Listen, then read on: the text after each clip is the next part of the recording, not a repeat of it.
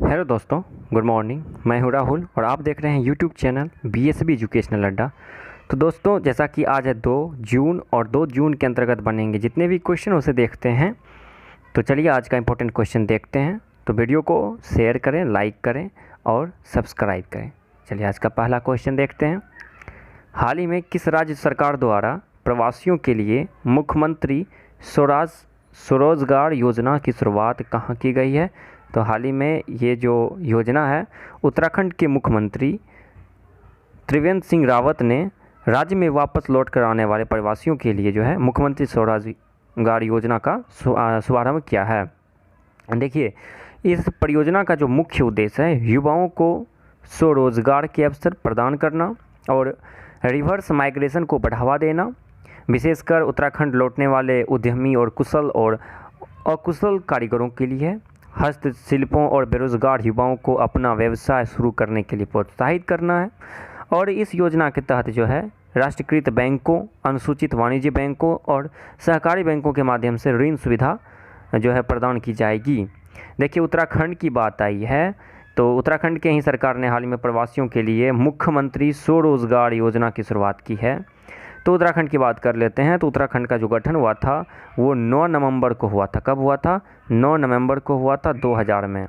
ठीक। और उत्तराखंड की जो राजधानी है वो देहरादून है। कहाँ है? देहरादून। और देश का पहला यानी भारत देश का पहला हेलीकॉप्टर सम्मेलन कहाँ हुआ था? तो देहरादून में ही हुआ था। उत्तराखंड में ही जो है ना अति है फूलों की घाटी जिसको बोलते हैं, चामोली फूलों की घाटी। और उत्तराखंड से ही 1973 में जो है वो चिपको आंदोलन की शुरुआत हुई थी, जिसके जो प्रणेता थे वो सुंदरलाल बहुगुणा, चंडी प्रसाद भट्ट और गौड़ा देवी थी। उत्तराखंड के ही किस जिले को? चामोली जिले को फूलों की घाटी के नाम से जाना जाता है। और उत्तराखंड के राज्यपाल भी कौन है? बेबी रानी मौर्य। और जैसा कि बताया कि राज्य के मुख्यमंत्री कौन है? त्रिवेंद्र सिंह रावत। उन्हीं के द्वारा मुख्यमंत्री बेरोजगार योजना की शुरुआत की गई है। उत्तराखंड की स्थापना 9 नवंबर को हुई थी 2000 में, जबकि 1 नवंबर को 2000 में हुई थी छत्तीसगढ़ की। और जबकि 15 नवंबर को हुई थी किसका? तो 15 नवंबर को हुआ था। 1 नवंबर को, देखिए याद रखिएगा, 1 नवंबर को हुआ है छत्तीसगढ़ को, 9 नवंबर को हुआ है ये उत्तराखंड का, और 15 नवंबर को जो हुआ है वो झारखंड का हुआ है। चलिए नेक्स्ट क्वेश्चन देखते हैं। थोड़ा सा ऑप्शन डिस्कस कर लेते हैं। चलिए, तमिलनाडु जो है तो यहाँ के जो गवर्नर हैं ई के पलानीस्वामी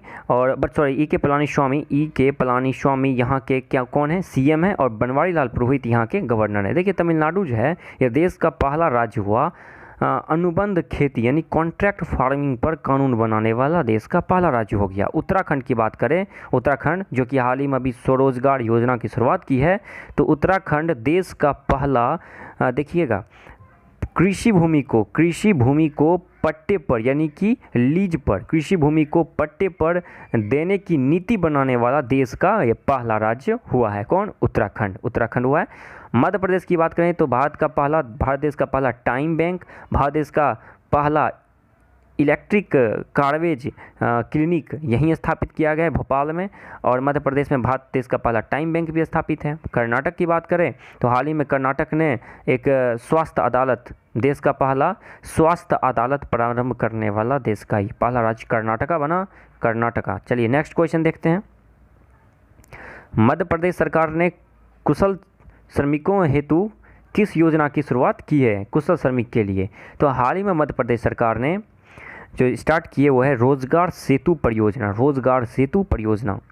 ये जो रोजगार सेतु परियोजना है, चलिए इसके बारे में थोड़ा समझते हैं कि रोजगार सेतु परियोजना में एमपी सरकार ने क्या किया है। तो एमपी के मुख्यमंत्री जो शिवराज सिंह चौहान है, जो कि चौथी बार इस बार शपथ लिए हैं, उन्होंने रोजगार सेतु नाम की जो ये योजना शुरू की है, घोषणा की है। यह योजना कोविड-19 महामारी के कारण राज्य में वापस आने वाले कुशल श्रमिकों के लिए रोजगार को सुरक्षित करने में मदद करेगी। और मध्य प्रदेश सरकार ने बेरोजगार प्रवासियों के लिए उनके कौशल से संबंधित क्षेत्र में नौकरियों की तलाश करने और पंजीकृत करने के लिए एक नए पोर्टल एमपी रोजगार सेतु पोर्टल को भी शुरू किया है। और देखिए, एमपी जो है बैक टू बैक वो जब भी शिवराज सिंह चौहान बने हैं तो स्कीम आ रहा है, जैसे कि चरण पादुका योजना, एमपी की ही एक योजना है चरण पादुका योजना, जो कि कोविड-19 महामारी के कारण जो यहाँ से वहाँ मतलब एक राज्य से दूसरे राज्य, एक जिले से दूसरे ज़िले जा रहे हैं लोग, तो उनके पैरों में चप्पल और जूतों की जो सेवाएं वो देंगे, जिससे कि उसकी कुछ दर्द को कम किया जा सके, यानी उन लोगों को मुहैया करवाया जाएगा चप्पल या जूते चरण पादुका योजना के अंतर्गत। राजीव गांधी के नाम से जो है, हमारे भूतपूर्व प्रधानमंत्री राजीव गांधी के नाम से, जो कि 1984 से 1989 के बीच में ये अपना प्रधानमंत्री काल दिए थे, तो उन्हीं के नाम पे किसान न्याय योजना की शुरुआत कांग्रेस सरकार जो कि छत्तीसगढ़ में है भूपेश बघेल ने ये हाल ही में किया है, जिसके अंतर्गत 5750 करोड़ रुपया को 4 किस्तों में यहाँ के किसानों को दिया जाएगा। राजीव गांधी किसान न्याय योजना। रोजगार सेतु, तो ये तो मध्य प्रदेश चलाया, चरण पादुका भी मध्य प्रदेश चलाया, और कोई नहीं होगा बेरोजगार, सबको मिलेगा रोजगार योजना, ये भी मध्य प्रदेश के द्वारा ही चलाया गया है। FIR आपके द्वार, ये भी मध्य प्रदेश के द्वारा चलाया गया है। जीवन अमृत योजना, ये भी मध्य प्रदेश ने चलाया है। जीवन शक्ति योजना मध्य प्रदेश का ही है। दीदी वाहन सेवा, ये भी मध्य प्रदेश का है। और कोई नहीं होगा बेरोजगार, सबको मिलेगा रोजगार, ये इसी की है, याद रखिएगा, इस योजना काम आती है। MP की बात करें तो देखिए MP जो है सर्वाधिक क्षेत्रफल की दृष्टि से वर्णाच्छादित राज्य है, यानी कि सबसे ज़्यादा वन यहाँ पे है। और जो है MP जो है इसमें वन का क्षेत्रफल देखा जाए तो 77,482 किलोमीटर स्क्वायर पर यहाँ पे क्या है, ये फैला हुआ है। कितना फैला हुआ है? 77,482 किलोमीटर स्क्वायर पे फैला हुआ है। और देखिए MP के भी गवर्नर कौन है? तो लालजी टंडन हैं। और MP की बात करें तो MP के बाद दूसरे स्थान पे जो क्षेत्रफल की दृष्टि से सर्वाधिक वन आच्छादित राज्य है वो अरुणाचल प्रदेश, और तीसरे जगह पे कौन है? छत्तीसगढ़ है। चलिए नेक्स्ट क्वेश्चन देखते हैं। हाल ही में इंडिगो एयरलाइन जो इंडिया की है, इंडिगो एयरलाइन को किसने शुरू हाल ही में इंडिगो एयरलाइन के नए स्वतंत्र निदेशक किसे नियुक्त किया गया? नए स्वतंत्र निदेशक किसे नियुक्त किया गया है? तो वेंकटरमणी सुमंत्रन को हाल ही में इंडिगो एयरलाइन के स्वतंत्र निदेशक के रूप में नियुक्त किया गया है। वह वर्तमान में चेन्नई स्थित सेलेरिस टेक्नोलॉजी के अध्यक्ष और MD थे, यानी प्रबंध निदेशक के रूप में कार्यरत थे। इनकी नियुक्ति अगले 5 साल के लिए कर दिया गया है इंडिगो एयरलाइंस के स्वतंत्र निदेशक के रूप में कर दिया गया है वेंकटरमणी सुमंत्रन को। देखिए इंडिगो की बात आई है तो इंडिगो की बात करते हैं। तो इंडिगो जो है इसकी स्थापना जो हुई थी ये 2006 में हुई थी। और इसका जो मुख्यालय यानी कि हेड क्वार्टर कार्यालय जो है ये है हरियाणा के गुरुग्राम में है। कहाँ है? हरियाणा के गुरुग्राम में है। ये जो एयर इंडिया की शुरुआत हुई है, देखिए वायु परिवहन सर्वप्रथम भारत में जो वायु परिवहन की शुरुआत हुई थी वो सर्वप्रथम 1911 में, तब वायु परिवहन की शुरुआत भारत में हुई थी जब विश्व का पहला विमान डाक सेवा की शुरू किया गया था 1911 में। विश्व का पहला विमान डाक सेवा जो कि इलाहाबाद से नैनी के बीच में चलाई गई थी, विश्व का पहला विमान डाक सेवा था। और तभी भारत में भी विमान सेवा की ये पहला आरंभ किया गया था 1911 में। देखिए 1911 में तो विमान सेवा की प्रारंभ की गई है। और देखिए 1933 ईस्वी में इंडियन नेशनल एयरवेज कंपनी की स्थापना की गई। और 1953 ईस्वी में सभी वैमानिक जितना भी विमान वाला कंपनी था का राष्ट्रीयकरण करके उन्हें 2 नवनिर्मित निगमों में के अधीन रखा गया। एक है भारतीय विमान निगम और दूसरा है एयर इंडिया, जो कि आप इसके एरोप्लेन को भी देखते होंगे, नॉर्मली मिल जाता है एयर इंडिया के और इंडिगो के। तो इंडिगो एयरलाइंस भी भारत का है और एयर इंडिया जो है विदेश सेवा कंपनी है ये। तो एयर इंडिया की बात कर लेते हैं। तो इसका जो हेड क्वार्टर है वो न्यू दिल्ली में है और इसके जो अभी वर्तमान चेयरमैन है वो राजीव बंसल है। हाल ही में बनाए गए दोबारा से एयर इंडिया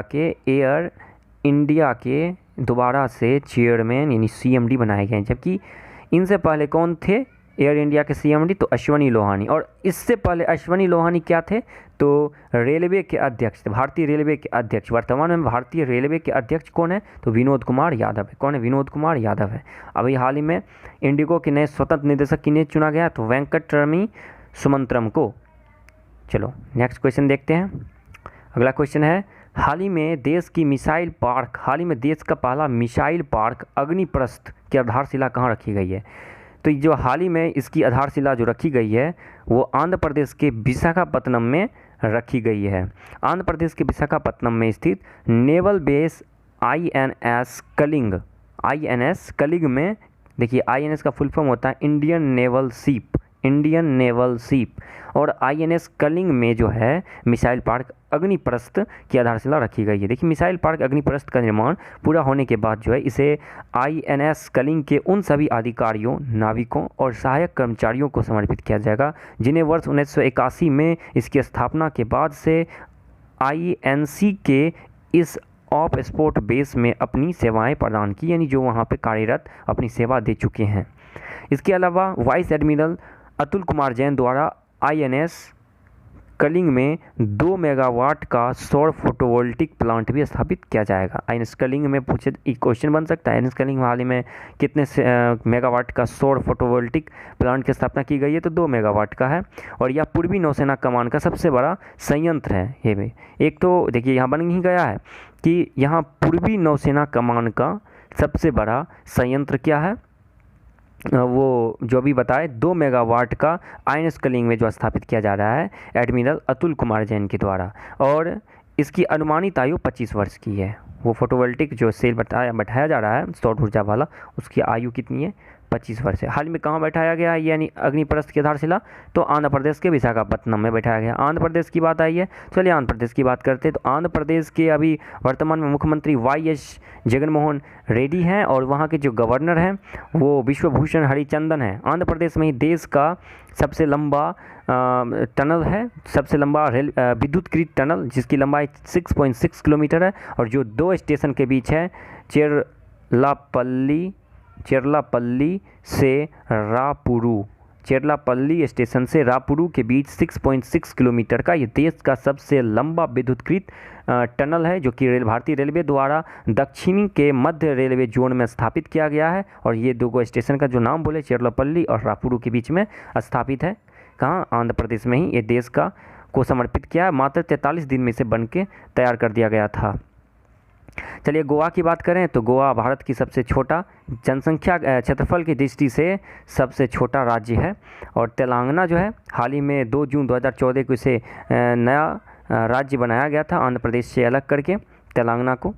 और तेलंगाना में ही आंध्र प्रदेश की एक बात कर लेते हैं। तो पहले भारत में 24 हाई कोर्ट थे, लेकिन अब भारत में 25 हाई कोर्ट हैं। तो 25वां हाई कोर्ट कहाँ बना है? आंध्र प्रदेश में, क्योंकि आंध्र प्रदेश जब अलग हुआ है तो हैदराबाद जो इसकी थी राजधानी वो तेलंगाना में चली गई है, तो कोर्ट भी वहाँ चला गया, इसीलिए नए कोर्ट का निर्माण किया गया है। और तमिलनाडु के बारे में बताए थे कि देश का ये पहला राज्य हुआ जो कि कॉन्ट्रैक्ट फार्मिंग यानी अनुबंध खेती पर कानून बनाने वाला राज्य हुआ, और कृषि भूमि को पट्टे पर देने की नीति तैयार करने वाला पहला राज्य उत्तराखंड हुआ।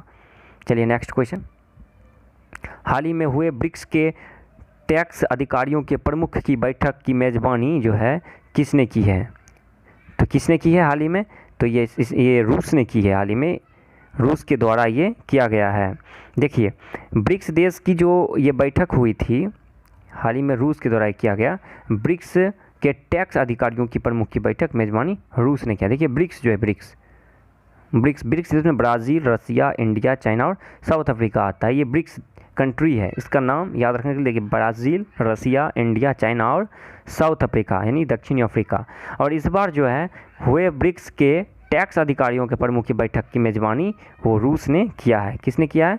रूस ने किया है। देखिए ब्राज़ील जो है, ब्राज़ील, रूस, भारत, चाइना और दक्षिण अफ्रीका देशों के इस संगठन में ब्रिक्स के टैक्स प्राधिकारियों के प्रमुखों की बैठक की आयोजन जो है 29 मई को किया गया था, ठीक ना। जिसके पास वर्तमान में ये जो 29 मई को किया गया था, इस बैठक की मेज़बानी फेडरल टैक्स सर्विस ऑफ रूस द्वारा की गई। किसके द्वारा? फेडरल टैक्स सर्विस ऑफ रूस के द्वारा की गई, जिसके पास वर्तमान में ब्रिक्स कर प्राधिकारियों को कोविड-19 महामारी की प्रतिक्रिया पर चर्चा करने और कर मामलों में सहयोग के संभावित क्षेत्रों का पता लगाने का है। देखिए ब्रिक्स की बात है ये, तो ब्रिक्स मुख्यालय कहाँ है? चीन की शंघाई शहर में। कहाँ है? चीन की शंघाई शहर में है। और चीन के शंघाई शहर में एक और का है न्यू डेवलपमेंट बैंक, इसका भी मुख्यालय चीन के शंघाई में ही है। देखिए ब्रिक्स के वर्तमान अध्यक्ष जो है केवी कामत हैं। कौन है? केवी कामत हैं। केवी कामत हैं। और केवी कामत जो है वो न्यू डेवलपमेंट बैंक के भी अध्यक्ष हैं। कौन है? केवी कामत ब्रिक्स के भी अध्यक्ष हैं और न्यू डेवलपमेंट बैंक के। लेकिन न्यू डेवलपमेंट बैंक के वर्तमान में हाल ही में नए अध्यक्ष के रूप में चुना गया है ट्राइजो को हाल ही में चुना गया। ट्राइजो को हाल ही में न्यू डेवलपमेंट बैंक के ट्राइजो को चुना गया है। अभी केवी कामत वर्तमान में कार्यरत हैं, लेकिन कुछ 2 मंथ के बाद जो है इनकी घोषणा कर दी गई है ट्राइजो की। चलिए नेक्स्ट क्वेश्चन देखते हैं। अच्छा, रूस की बात कर लेते हैं। तो रूस जो है विश्व का पहला देश हुआ जो कि विश्व का पहला तैरता हुआ परमाणु रिएक्टर अकादमिक लोमोनोसोव को बनाया। ये विश्व का पहला तैरता हुआ परमाणु रिएक्टर है। रूस जो है ये क्षेत्रफल की दृष्टि से विश्व का दुनिया का सबसे बड़ा देश है। क्षेत्रफल की दृष्टि से दुनिया का सबसे बड़ा देश है। कैसे याद रखिएगा कि क्षेत्रफल की दृष्टि से कौन देश कितना बड़ा है? तो ऐसे होता है, रुक चीन, अब आ भारत। रूस होता है, क से कनाडा, चीन, और से अमेरिका, बो से ब्राज़ील, आ से ऑस्ट्रेलिया, भारत 7वां स्थान पे आता है। क्षेत्रफल की दृष्टि से जनसंख्या की दृष्टि से दूसरा पे, पहला पे चाइना है जनसंख्या की दृष्टि से, और क्षेत्रफल की दृष्टि से पहला पे रूस है और 7वां पे भारत है। चलिए नेक्स्ट क्वेश्चन देख लेते हैं। एसआई के महानिदेशक वर्तमान में किसे नियुक्त किया गया है? एसआई का फुल फॉर्म जो होता है, देखिए एसआई जो होता है क्या है? तो एसआई हाल ही में एसआई के वर्तमान निदेशक, स्पोर्ट अथॉरिटी ऑफ इंडिया के वर्तमान निदेशक जो चुने गए हैं वो हैं संदीप प्रधान। कौन है? संदीप प्रधान।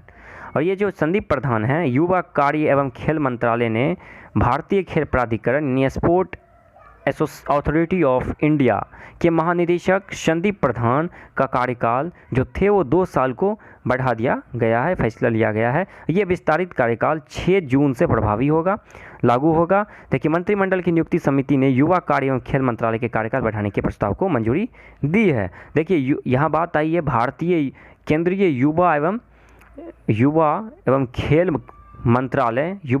मंत्रालय, केंद्रीय खेल एवं युवा मंत्रालय। तो वर्तमान में केंद्रीय खेल एवं युवा मंत्रालय के जो मंत्री हैं जिन्हें स्वतंत्र राज्य प्रभार भी मिला है वो है किरण रिजिजू हैं। कौन है? किरण रिजिजू हैं। देखिए नरेंद्र बत्रा की बात करें तो ये इंडियन ओलंपिक एसोसिएशन, भारतीय ओलंपिक संघ के अध्यक्ष तो हैं ही, साथ ही साथ हाल ही में आईओसी के जो हैं ये ओलंपिक चैनल कमीशन में चुने गए हैं। और इसका काम होता है कि इंटरनेशनल ओलंपिक कमेटी के बैठकों को और कार्यकारी बोर्ड को और इसके अध्यक्षों को सलाह देने की कार्य करते हैं। और नरेंद्र बत्रा को हाल ही में चुना गया है। इसका पूरा नाम नरेंद्र ध्रुव बत्रा है। नरेंद्र ध्रुव बत्रा जो है ये IOA यानी कि इंडियन ओलंपिक एसोसिएशन के अध्यक्ष तो हैं। IOC के अभी हाल ही में ओलंपिक चैनल कमीशन में चुने भी गए हैं, लेकिन ये FIH के भी वर्तमान अध्यक्ष यानी कि इंटरनेशनल हॉकी फेडरेशन, अंतर्राष्ट्रीय हॉकी महासंघ के भी वर्तमान में ये अध्यक्ष हैं। और इसकी स्थापना जो हुई थी 1924 में 1924 में हुई थी। और इसका जो मुख्यालय FIH का लुसाने स्विट्जरलैंड में है। स्विट्जरलैंड जो कि यूरोप का प्लेग्राउंड कहा जाता है। देखिए दीपा मलिक, यह हाल ही में भारतीय पैरा एथलीट दीपा मलिक जो कि 2019 में बजरंग पूनिया के साथ दीपा मलिक को राजीव गांधी खेल रत्न पुरस्कार जो कि खेल का सर्वोच्च पुरस्कार होता है, जिसकी चर्चा हम पिछले वीडियो में कर चुके हैं, उस खेल से नामांकित किया गया था 2019 में। और हाल ही में उस खेल के लिए नामांकित किया गया है रोहित शर्मा को। ठीक, और दीपा मलिक जो है हाल ही में भारतीय पैरालंपिक समिति के अध्यक्ष चुने गए हैं। भारतीय पैरालंपिक समिति के अध्यक्ष। और जो अखिल कुमार है भारतीय सरकार के द्वारा स्थापित एंटी डोपिंग संगठन जो कि नेशनल एंटी डोपिंग एजेंसी नाडा के डिसिप्लिन पैनल यानी अनुशासन पैनल में हाल ही में भारतीय मुक्केबाज अखिल कुमार को शामिल किया गया है। हाल ही में किया गया, तो इसलिए करंट अफेयर से तो इसकी जानकारी दे दी है।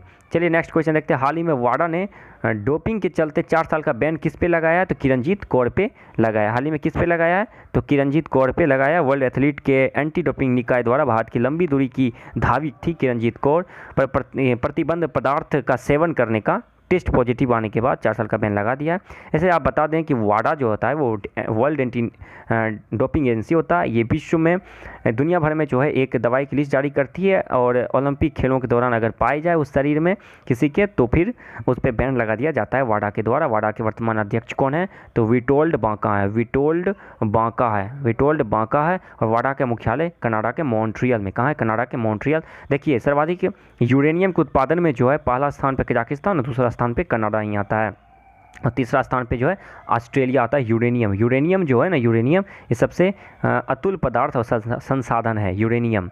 चलिए बात करते हैं अर्चना रामसुंदरम। तो ये हमारे लोकपाल के गैर कानूनी में हैं, गैर मतलब जिसको हम कहते हैं नॉन जुडिशियल मेंबर, लोकपाल के नॉन जुडिशियल मेंबर अर्चना रामसुंदरन। ये पूर्व एसएसबी यानी सशस्त्र सीमा बल की महानिदेशक हैं। सेहान मधुशंका, हाल ही में इसे श्रीलंका बोर्ड क्रिकेट बोर्ड द्वारा बैन कर दिया गया है, अनिश्चित काल के लिए बैन किया गया, पता नहीं है कितने साल के लिए, क्योंकि इसके पास हेरोइन रखने के आरोप हैं और मतलब कि ड्रग्स रखने के आरोप लगा है और बोर्ड इसकी जाँच कर रही है। ये श्रीलंका के प्लेयर हैं सेहान मधुशंका, तेज गेंदबाज। चलिए नेक्स्ट क्वेश्चन, हाल ही में केरल के किस राज्यसभा सांसद का निधन हो गया है? तो हाल ही में एमपी वीरेंद्र कुमार का निधन हो गया। किसका? एमपी वीरेंद्र कुमार का निधन। केरल से राज्यसभा सांसद और लोकतांत्रिक जनता दल यानी एलजेडी के नेता रहे लेखक और पत्रकार एमपी वीरेंद्र कुमार का निधन हो गया। उनका जन्म 22 जुलाई 1936 को केरल के वायनाड जिले के कलपेट्टा में हुआ था। ठीक ना, कलपेट्टा में। कुमार साल जो हैं ये जो हैं कुमार यानी कि वीरेंद्र कुमार 1996 में कोझिकोड की लोकसभा सीट के लिए चुने गए थे और बाद में एचडी देवगौड़ा और इंद्र कुमार गुजराल के नेतृत्व वाली संयुक्त सरकार में केंद्रीय वित्त राज्य मंत्री और केंद्रीय श्रम राज्य मंत्री भी रहे थे।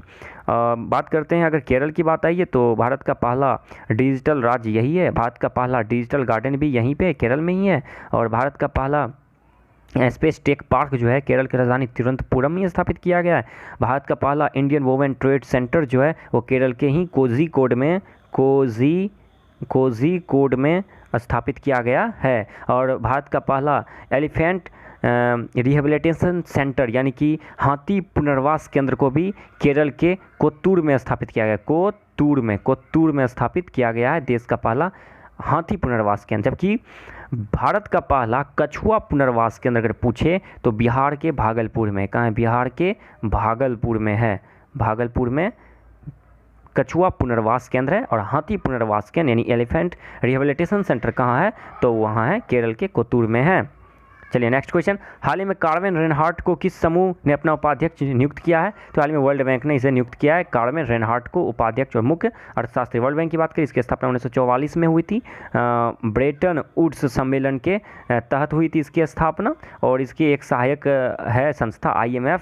इसकी स्थापना 1944 में ही की गई थी, जुलाई 1944 में, और कार्यकाल स्टार्ट किया था तब ये 27 दिसंबर 1945 से कार्य करना स्टार्ट किया था, प्रभारी हुआ था। तो IMF की बात करें तो इसकी जो है अध्यक्ष स्थापना ब्रेटन वुड्स समझौता के निर्णयानुसार हुआ था और इसकी स्थापना ब्रेटन वुड्स समझौता के तहत हुआ था। AIIB की बात करें, अच्छा अभी W बैंक के अध्यक्ष कौन है? तो वर्ल्ड बैंक के अध्यक्ष हैं अभी डेविड मालपास और ये 13वें प्रेसिडेंट में, देखिए जिन्हें अमेरिका के प्रेसिडेंट जो हैं 45वें प्रेसिडेंट, अमेरिका के 45वें प्रेसिडेंट कौन है? तो वो हैं ये डोनाल्ड ट्रंप हैं और डोनाल्ड ट्रंप जो है वहाँ के 45वें, डोनाल्ड ट्रंप रिपब्लिकन पार्टी के हैं। और देखिए वर्ल्ड बैंक की बात करें तो वर्ल्ड बैंक के अभी CFO और MD जो है मैनेजिंग डायरेक्टर और चीफ फाइनेंशियल ऑफिसर वो भारत के ही हैं, अंशुला कांत जो है, देखिए अंशुला कांत ये भारत के सबसे बड़े वाणिज्य बैंक जो है SBI, इसके MD भी रह चुकी है, पूर्व MD SBI की थी, जिन्हें हाल ही में वर्ल्ड बैंक में MD और CFO के पद पर नियुक्त किया गया है। AIIB एशियन इंफ्रास्ट्रक्चर बैंक और इसकी जो स्थापना हुई थी 16 जनवरी 2016 को हुई थी। NDB की स्थापना जो हुई थी न्यू डेवलपमेंट बैंक, इसकी स्थापना 15 जुलाई को हुई थी 2014 में। ADB की स्थापना हुई थी 19 दिसंबर 1966 में। इसके अध्यक्ष जो हैं मात्सुगु असाकावा हैं। इसके अध्यक्ष जो हैं अभी वर्तमान में केवी कामत हैं, लेकिन ट्राइजो को बताए थे, ट्राइजो को नियुक्त किया गया है। और AIIB के भी कौन है? तो जीन लीकुन है। चलिए नेक्स्ट क्वेश्चन देख लेते हैं, हाल ही में नाबार्ड के नए अध्यक्ष किसे नियुक्त किया गया? तो हाल ही में हर्ष कुमार भनवाले की जगह पे गोविंदा राजुलू चिंटला को नियुक्त किया गया है। और कैपगेमिनी कैपगेमिनी ग्रुप के सीईओ नियुक्त किए गए हाल में ईमान इज्जत को, और ये किसके जगह लिए हैं तो पॉल हैमरलिन के। और कैपगेमिनी जो है ग्रुप, ये फ्रांस के टेक्नोलॉजी प्रमुख ग्रुप है, फ्रांस के टेक्नोलॉजी का प्रमुख ग्रुप है, और इसके अभी वर्तमान में सीईओ ईमान इज्जत को नियुक्त किया गया किसके जगह पर, पॉल हैमरलिन के जगह पर। और पॉल हैमरलिन जो है सीईओ पद पे थे, हट के अब कैपगेमिनी ग्रुप के अध्यक्ष बन गए हैं। नाबार्ड की बात करें तो इसकी स्थापना 12 जुलाई 1982 में हुई थी। हेडक्वार्टर इसका कहाँ है तो इसका हेडक्वार्टर जो है मुंबई में, कहाँ है इसका हेडक्वार्टर मुंबई में है। और इसके हाल ही में अध्यक्ष किसे बना दिया गया तो गोविंदा राजुलू चिंटला को, किसके जगह पर, हर्ष कुमार भानवाला के जगह पे। चलिए तो आज इतना ही, अब मिलते हैं नेक्स्ट वीडियो में। लाइक करें, शेयर करें और मन से पढ़ें, जितना मन से पढ़ सकते हैं यही काम आएगा। बस, थैंक यू।